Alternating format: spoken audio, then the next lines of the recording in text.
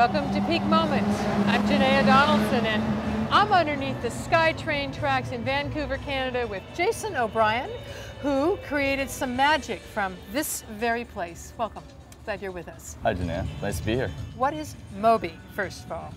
MOBY is an acronym that was started at the very first meeting of my neighbors about 3 years ago when we were just putting together a nonprofit society. It stands for My Own Backyard. It's a term that opposes the term NIMBY and NIMBYism, displacing elements into other communities.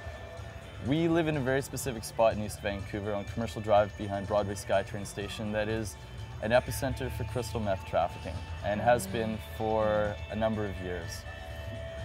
We really wanted to take abandoned space and transform it into a public amenity, allowing our neighbors to come together, meet one another, to alleviate the impact of the SkyTrain and to have a good time on days like today. So what happened what was here? What was in this space? This spot right here was home to a full-size dumpster. Okay. Garbage dumpster for about 20 years. Wow. I've lived next door to this property for about 7 years, and the first few years, every day I'd look out my kitchen window and see this dumpster overflowing onto this beautiful big field and just completely polluting our neighborhood. The wind, the crows, the dumpster divers, there'd be garbage scattered everywhere. So I got a petition together, walked door to door, talked to all my neighbors, and everyone agreed it'd be a good idea if we removed the dumpster. Okay. The Transit Authority removed the dumpster the next week. And way to go. That was the beginning. It was the same week that we actually put up this sign. While walking around my neighborhood, everyone was talking about like, hey, if you're gonna remove the dumpster, let's actually do something with the property. So okay. We all talked and agreed that we should either put a community garden or a playground in this space. Ah. And how did that come to be?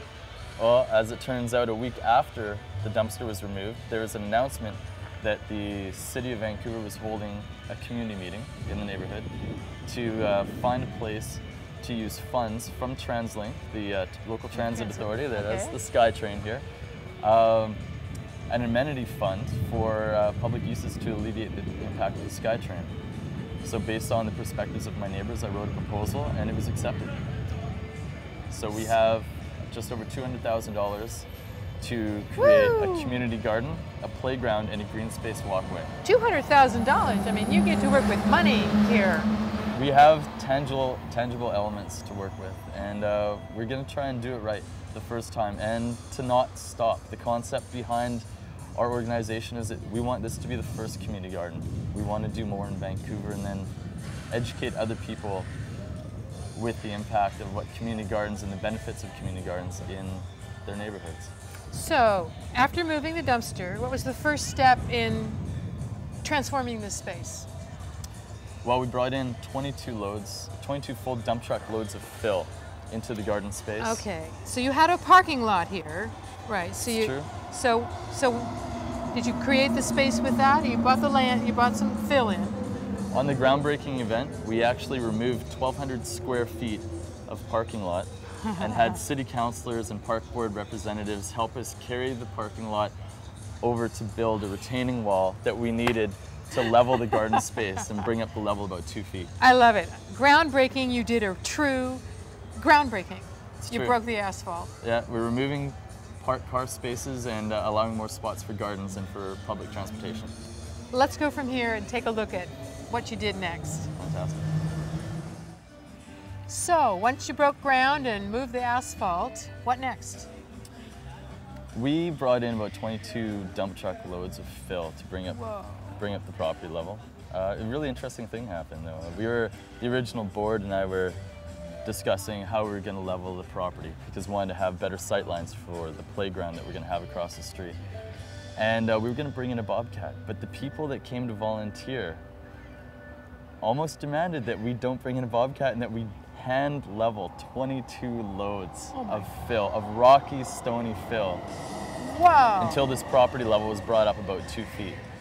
Now that took us about a month of hard weekends of at least 24 people at a time working with shovels.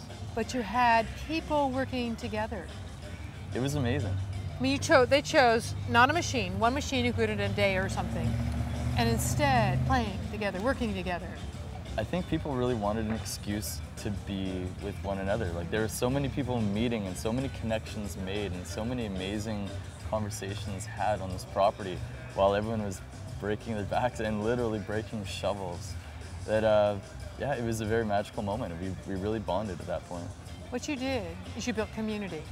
Hard work, which most people, the myth is that people in our culture don't want to do that. We actually provided a space for people to build their own community. Like our original board, we're very careful to invite everyone. Everyone has an equal say. Everyone has a genuine perspective into this project. And anybody that wants to show up, is that right? Everybody gets an invitation. Wow, wow. It's one of the best parts about what we're doing here is that we've made so many friends, and this has actually become a safe place in our neighborhood. A place where people respect. I can see that. I mean, it's not messed up. There's not graffiti. I mean, it's going to be a place in contrast to what your meth folks are using, right? Is that changing the neighborhood? Yeah, they get the invitation too, and there's a lot of respect over the fence. They understand this is a clean zone, this is a sober zone. Right. We have a horticulture therapy program with a drug and alcohol rehabilitation center on the block, and they actually come and they learn to nourish and to grow food and to provide for themselves instead of taking that energy from other places in their life.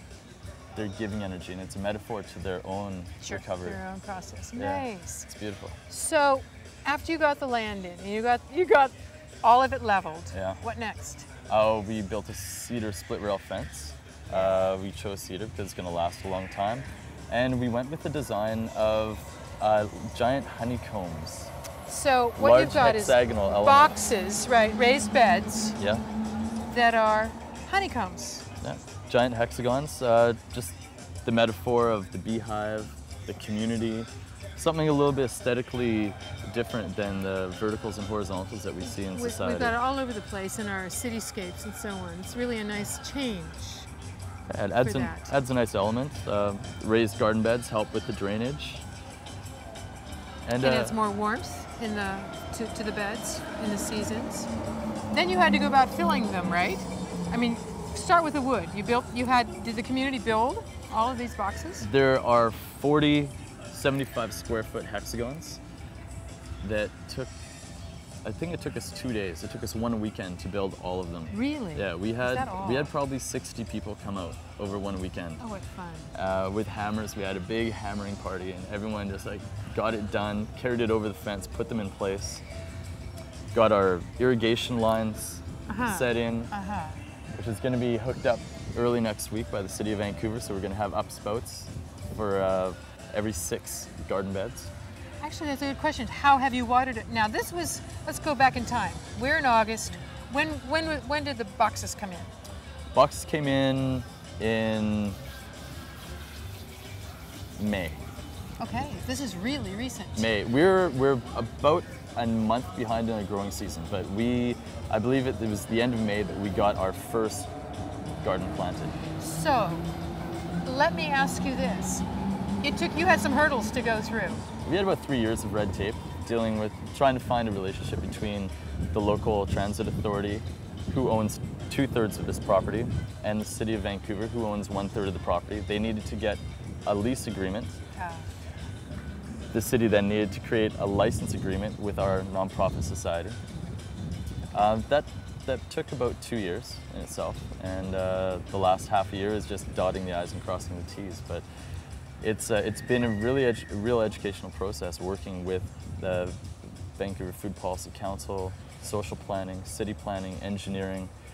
But we're trying to find out the contact people in all of these different places, different factions within the municipal government structure, so that we can pass on this information to other people in other communities who want to build community gardens. So one of the things you'll get to learn in that way is how to make that easier. How can they, administrative people, make it easier for these projects to happen, we hope. That's the point of this project. We're the first people working directly with the city of Vancouver in hopes of defining policy around community gardening for the city of Vancouver. So hopefully we can establish this one and help someone else establish another one with the information that we've learned. Make it easier. make it a lot easier. Good for you. Well, you know, pioneers always do have the hardest road because nobody's been there before. There are no trails. So there are other community gardens that we've relied on for information to a certain point. And yeah, I think what we're learning most is the more that we communicate with one another, within the garden structure itself, between community gardens, between the city and ourselves, once we have a cohesive dialogue, we can do anything. That's a nice message. We have a cohesive dialogue, we can do anything. Once people understand that they have immense power when they collectively agree on a certain direction to travel in, policymakers will respect the perspectives of the voters. Within a democratic society, this is where we live, and we need to take advantage of this, especially with projects that make sense to everybody. Sure. I mean, this is a win on multiple levels, I imagine. You know, it beautifies this place. It brings people together. It gets some folks off the streets or off drugs. It gets people feeling probably more secure in your neighborhood. We're reducing crime. Yeah. Compared with last summer, the crime rate for property theft has gone right down. Just because, probably because of the added security that this space provides at the doorway to our community. Aha. We're in a very busy intersection. Yes, yes, I'm seeing that with and yet there are people here. So there's probably people here in the MOBY space a lot. Every in that day. sense, that creates the opposite of neglect. You know, they're present. It's the stewardship of the land that protects the land with the positive energy bubble. Yay. And it's addictive. I mean, people walk by and they look in and they smile and they wave. I and noticed. laugh. I noticed that we just had arrived, and there was this lovely little Asian couple that, you know, a little older, and they were walking by, and the little man had this smile on his face, like he was just so happy to see the young people and, you know, the garden growing. I could just feel that. I was given Italian delicacy cooking tips yesterday for the flowers on my squash by some little old lady that was walking down the street, and she just felt so joyous at just being able to give me this information on this vegetable that I have, and she was just sharing this heritage with me. It was really beautiful. I'm a very new gardener. I just started gardening this year, and it's amazing the type of connections that we're able to create through food and through knowledge about health and sustainable elements like food security. That's something that matters to everybody. Everybody. Everybody. It's one of the needs. You know, food, shelter, clothing. But food is high on the priority list, obviously. We can manage without some things, but we can't manage without food. And healthy food. There's a difference. Like there's a food security council, or food policy council in Vancouver that deals with food security issues, and just even the nutrition level of the food that we have access to in large supermarkets. You know, it's being depleted through large-scale growing operations. And you know, if Vancouver, this is a statistic that I learned last year, if there was an emergency in Vancouver, a natural disaster, Vancouver has 2 days of food left. Right. And a lot of people that have no knowledge about how to produce their own food, how to sustain their own lives in that way. And it's an easy way to share that type of information. Great, great. Let's see what's next, huh? Fantastic. Well, you know what I notice is you got music blaring coming out of the speakers, you know, just it energizes the whole place. It's a motivator. I mean, I can feel the people everybody's just in rhythm together, right? So we have a big sign on the property saying "Garden Party every weekend." We have music, we have people. There you go. We've got a party. We've got a party and people digging and whatever. This group of people looks like they're having the best fun of anywhere. We've got a clay party going back here. Everyone's buried in the trough. We're reconstituting clay for the cob shed. We've actually just been given a large donation from a potter. He gave us about 2 tons of clay that he's not using anymore so that we can build a cob shed. but it's a little bit dry, so we have a trough and we're getting it wet, and people feel like it's a good idea if they break it up and mash it and get it softened down and soften it apart. right now. We were going to let it sit overnight, but they want to do it right now, so okay. This is too much fun. Yeah, I mean, you're looking at people I feel like I'm going to be hopping in there soon. I think I should be kicking off my shoes here.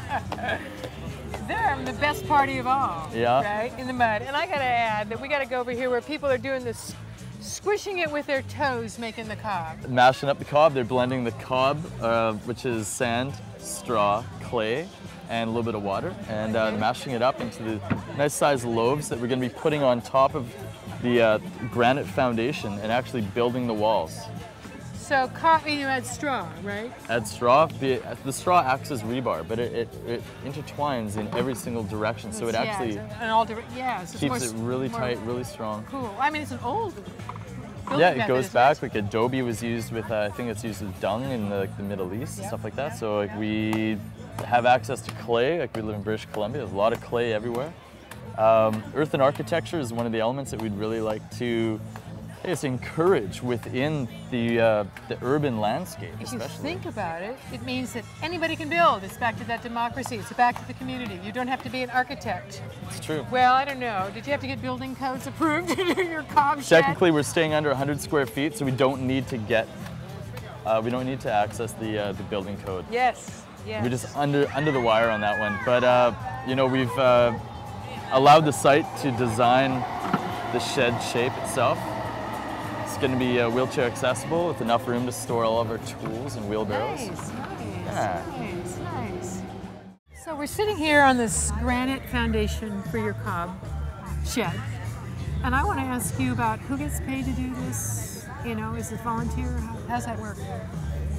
Everyone that's part of the project except for myself is a volunteer. As the project coordinator, I have the honor of working about 28 hours a day. No, it's not that bad. The first initial push was a lot of energy, but now we have such a great body of people engaged. It's just keeping people on track and gathering people at the appropriate times with the appropriate energy to keep it sustained, keep the momentum going. Sounds like kind of a nice job. It's really nice. It's cool. We're an organization that's thinking outside of our own box right now, and if our box is this property, we're also thinking in other places and other communities, and we would like to have more staff available. We would like to be a successful nonprofit society. We'd like to be a household name not only in Vancouver but in other municipalities. Okay. Maybe just grow, just like reach out you know, to other cities and just share, and maybe influence or inspire other people to take on something like this as well. You're obviously having a good time. Personally, I mean, you're having a good time here. I've met some of the most amazing people I've ever met in my life. You know, the type of people that projects like this draw in are so genuine in spirit and so giving and sharing and so authentic with the way they relate to one another that it's really difficult for me to think of this as a job, but you know, more a lifestyle of sorts. And it's really nice to know that I'm in a situation that I'm able to give back. I'm able to take the collective energy and certainly by being paid, you can put more energy into it than you would if it were just volunteer and you had to split your time with also earning a living. It's true, and it's an element that that has come up in conversations with other nonprofits where they've almost used it as a badge of accomplishment, that they've done it all with volunteer hours and energy, but then you see how taxed people are at the end of a project, and it's like, you know, if we can influence policymakers or people that have access to financial backing for projects like this, that we could get the right structure in place to create a project in an efficient capacity. I believe more projects like this will take place. Strikes me as an awfully good use of municipal funds, of personal funds, to be building community at this level and health at this level and claiming back, you know, the parts of the city that we've neglected and pushed away. And in a sense, those elements of the city, the drug folks and stuff, are partly telling us, like disease in the body, there are places neglected and need energy. You're doing it. And that's just it. I mean, this neighborhood needs energy, and here it is. And it's working. I think that's the best part about all of our endeavors for the last few years is now, in the last 5 months since we started building, everyone that lives around here, everyone that comes and visits here, everyone that compares it to the way that it was 5 years ago, realizes that it's working. City councilors are realizing that it's working.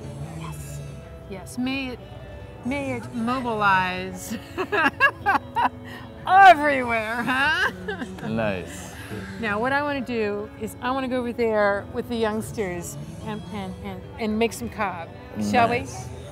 After the cob is made, we'll bring it back onto this granite wall that is actually recycled from one of our neighbors. A gentleman 50 years ago was working for the city of Vancouver, as appropriately as that sounds, and he actually laid the dynamite charges to blast this granite out of the ground. He used it for a retaining wall in front of his home for the last 50 years, and he was moving, they're demolishing his house, and he said that he would like to keep the stones in the neighborhood. I love it. The neighbor, it's coming back around. I love it.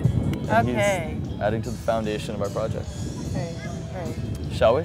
Okay. Am I gonna have to pick you up? I'm gonna pick you up. Oh, all right. So we want you to do, you're gonna pick it up and then put it over like this. Yay! That's where we do it. There we are. So pick up a little bit. Yes, you can walk. You can walk across. Yeah. Yes! Yeah, right there. Yes! Then you gotta help us mash it too. Can you help us? Can you mash it with us? Woo! Ooh. You gonna walk on it with us? Oh, does that feel like fun?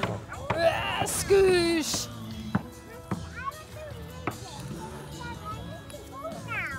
You have to go now, but your mom's not going. I can't imagine more fun. This music and this squish. Oh, that's the good stuff. This is a garden party, all right. So we're gonna be doing this for the next couple of months, maybe. Really? Yeah, Cob making? Yep. Did you just put layers on it and then just keep building on top? Yeah, we'll start with probably build a foot at a time, and just ring the cob shed and keep going up till we hit about, I don't know, 8 or 9 feet. Then put a roof on it. What are you gonna do to the roof? We're gonna plant stuff on it. Oh wow! Yeah, doing a green roof.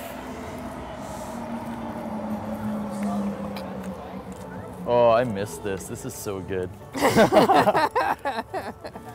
So I think we're gonna need a little bit more straw. So you just do it by feel. How much of everything to put together? Yeah, you could feel like we should be a little bit more, just a little bit more binding. So we have that's what's going to be the integrity. They actually tested cob at UBC last year. They built a scale model building, and it passed up to 12.5 on the Richter scale for earthquake proof. Oh my God. How does rebar do in concrete and steel? The cob outlasted it. The cob was amazing. They said that it was better than most building foundations that they passed for building code in Vancouver. And we're on a fault line, so it's good to know this. Oh yeah. I can see it. We'll rework California, right? All on the fault line to just have cob houses with a material that's easily available. All you need is a bunch of your neighbors and friends. And some good music. And some good music. Okay. Get your dance on. Now, we need to roll it. And ta-da!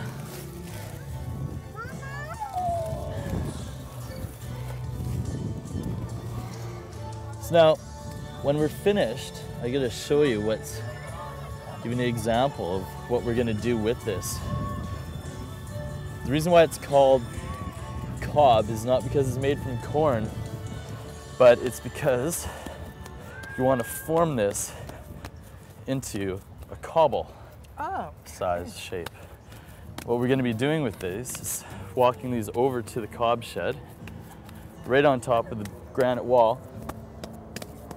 We're going to be putting the cob. We're going to be starting about a foot thick and then tapering ourselves up to about 8 or 9 feet. And keeping to the shape of are you going to do cobs this way or pretty go much? the full one? Yeah, we'll just fill in the spaces and try and get an equal layer and pat it down. Then at the end of patting it down, we poke holes in it.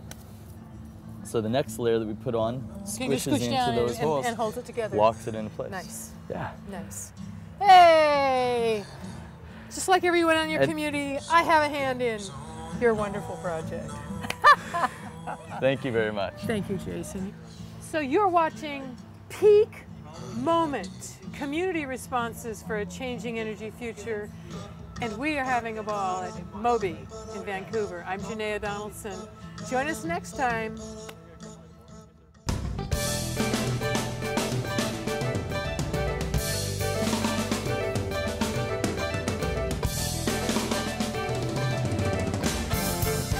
So after we finished with the community garden right across the street, we're going to be coming into this piece of property, which is pretty much identical to how the property looked before we started the garden. And we're going to be building a children's playground using these large rock elements on the other side for climbing apparatus. It's going to be nice for them to be in the natural world here, even though they're in a city world with concrete, to just have something from bigger nature. Yeah, it's great. And we'll just continue it on and take it from there. On to the next lot, and the next lot, yeah, and the next lot. lot is next, and possibly go all the way down the SkyTrain line.